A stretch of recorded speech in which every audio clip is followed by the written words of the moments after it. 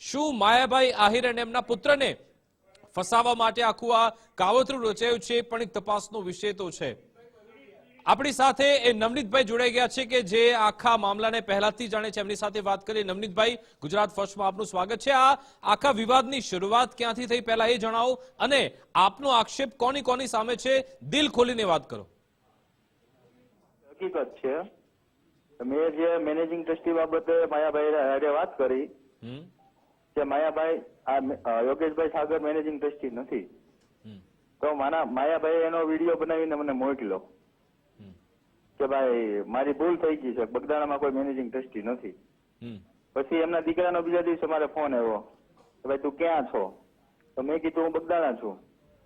તો પછી મને પૂછ્યું મારે તને મળવું છે, તો મેં કીધું ભાઈ બગદાણા છું, ગમે ત્યારે આવો। પછી પાછા રાજુભાઈ બોવડાનો ફોન આવ્યો, તારે માયાભાઈ પાસે માફી ન મગાવે।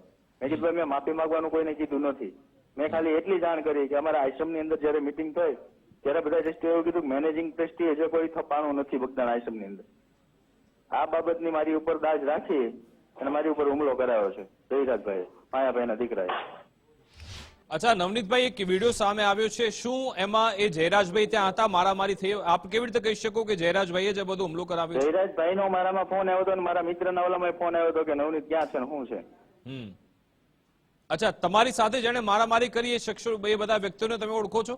એમનો વિડીયો જ આવી ગયો છે, જેને જે લોકોએ મને માર્યો છે એ લોકોએ વિડીયો બનાવ્યો છે મને મારવાનો।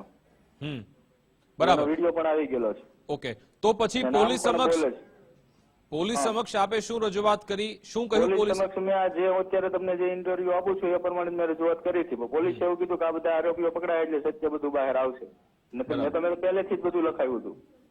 અચ્છા, એમાં જે પોલીસે મારું 3 વખત નિવેદન ફેરવું, પછી વધારે તપાસમાં અત્યારે પાછું નિવેદનમાં એ લોકોએ બધું લખ્યું છે। બરાબર, તો આપની ડિમાન્ડ શું છે? એમાં જયરાજનું નામ આવવું જોઈએ કે આપની એવી ડિમાન્ડ છે? હા, એને જ કરાવ્યું તો એનું નામ આવવું જ જોઈએ ને। એ લખવામાં આવ્યું છે શું પોલીસ તરફથી, અથવા તો એમની કોઈ તપાસ થઈ? મેં વાત કરી છે, મારા જયભાઈ મિત્રોને એને કોલ કર્યો છે, રાજુભાઈ ફોન કર્યો છે, એ બધાનું મેં કીધું છે કે મુખ્ય જે મેન માણસ છે, જે હુમલો કરાવનાર, એનું નામ તો આવવું જ જોઈએ ને। બરાબર। અચ્છા, આ આખા પ્રકરણ બાદ માયાભાઈ આહિરે આપનો સંપર્ક કર્યો, અથવા તો તમારી એમની સાથે વાત થઈ કે ભાઈ આવું થયું છે, તમારા દીકરાએ જ મારી સાથે મારામારી કરી? હા, એમની જોડે મારે ગઈકાલે વાતચીત થઈ હતી।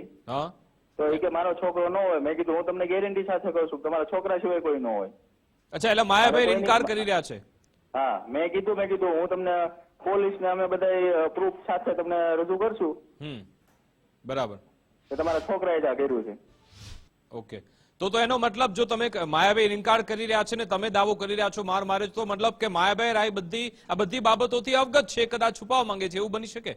હા, એ તો છુપાવવા માંગતો એના દીકરાને, કારણ કે આગળનું રાજકારણનું કઈ પણ છે એ વિસ્તારમાં તલાજામાં લડવા માટે એમએલએ નું, એટલા માટે એના છોકરાનો બચાવ કરે। અચ્છા, તમે પછી માયાભાઈ કે એમના પુત્રને ફસાવવાનો પ્રયત્ન નથી કરતા ને, કે તમે કોઈના કહેવા અનુસાર એમના નામ આપતા હો? હું પહેલેથી કોઈ પક્ષ સાથે જોઈન્ટમાં નથી, હું મારી રીતે આમને ગામ આગેવાન તરીકે છું, હું કોઈ પક્ષમાં જોઈન્ટ નથી। નહીં, પક્ષની વાત નથી, પરંતુ તમે એ લોકોનું નામ બગડે અથવા તો છબી ખરડે એના માટે પ્રયત્ન તમારો કોઈ નથી ને દાવો? મારી પાસે એવિડન્સ છે ને, પ્રૂફ છે મારી સાથે। એ લોકો મને ફોન કર્યા છે, મેં માયાભાઈને ફોન કર્યો છે, એના માણસોને મારા ફોન આવે છે, રાજુભાઈના, મારા મિત્રને ફોન કરે છે, મારી બધી રેકી કરે છે, બધા સીસીટીવી છે, બધા ગાડીઓ લઈને આવે છે। બિલકુલ, તમારા ઘણા બધા વિડીયો મેં જોયા, અને એક વિડીયોમાં તમે કોઈનું નામ બોલતા નથી, આ માયાભાઈના પુત્રનું બીજો વિડીયો આવ્યો છે, એમાં તમે એના પુત્રનું નામ બોલો છો, એવો વિરોધાભાસ કેમ?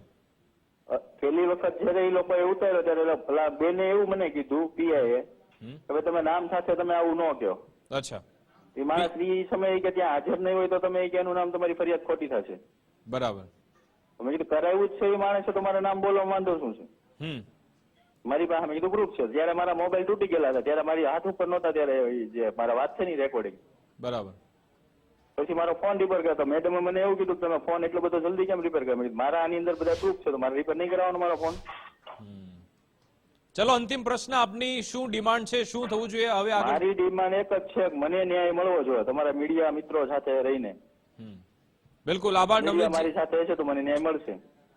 જી જી, આભાર નવનીતજી, અમારી સાથે જોડાવા બદલ, વાતચીત કરવા બદલ। તો નવનીત